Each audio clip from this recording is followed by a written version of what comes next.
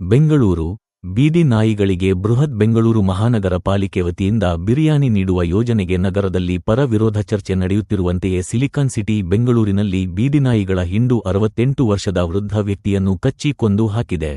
ಬೆಂಗಳೂರಿನ ಕೊಡಿಗೆಹಳ್ಳಿ ಪೊಲೀಸ್ ಠಾಣಾ ವ್ಯಾಪ್ತಿಯ ಟೆಲಿಕಾಂ ಲೇಔಟ್ನಲ್ಲಿ ಈ ಭೀಕರ ಘಟನೆ ವರದಿಯಾಗಿದ್ದು, ಬೀದಿನಾಯಿಗಳ ದಾಳಿಗೆ 68 ವರ್ಷದ ಸೀನಪ್ಪ ಎಂಬುವವರು ಸಾವನ್ನಪ್ಪಿದ್ದಾರೆ.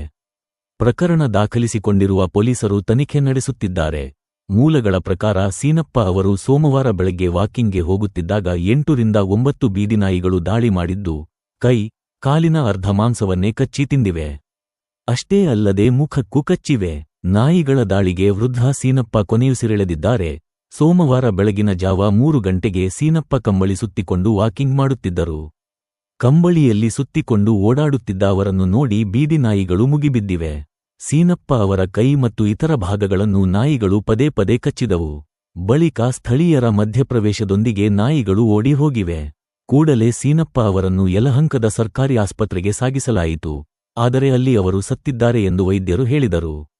ಪ್ರಸ್ತುತ ಸೀತಪ್ಪ ಶವವನ್ನು ಸಂಜಯ್ ನಗರದ ಖಾಸಗಿ ಆಸ್ಪತ್ರೆಗೆ ಮರಣೋತ್ತರ ಪರೀಕ್ಷೆಗಾಗಿ ಕಳುಹಿಸಲಾಗಿದೆ.